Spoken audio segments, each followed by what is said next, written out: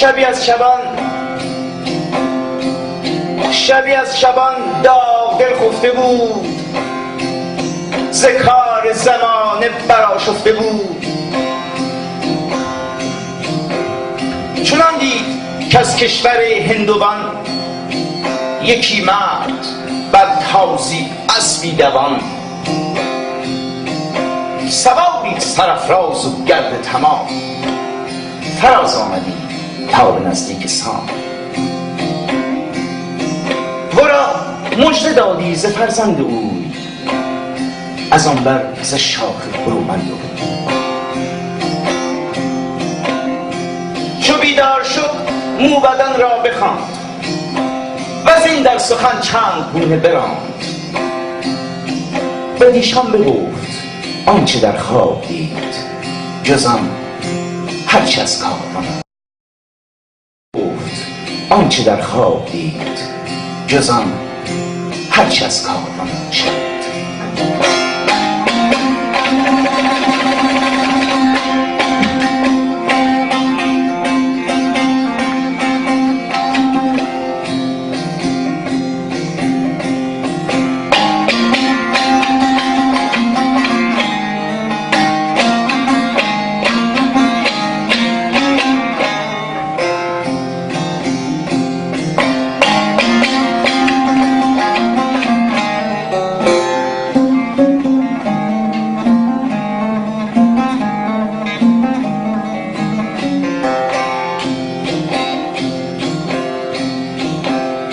Bei Nacht einst, müde von des Tages Last, flog Same schwer bedrücktem Herzen Rast.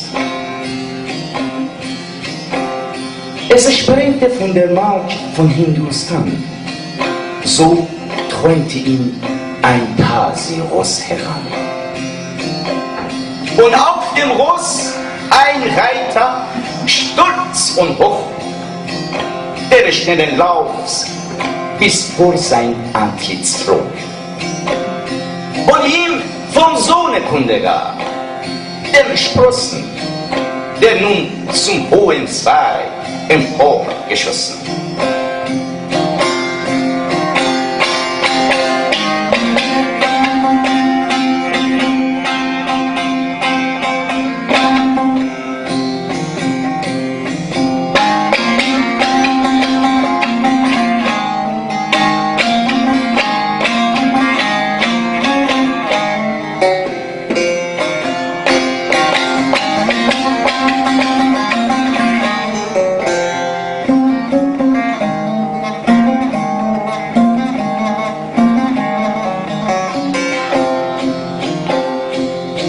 Erwacht, befahl dass die Mobels kämen, denn ihre Meinung dacht zu vernehmen.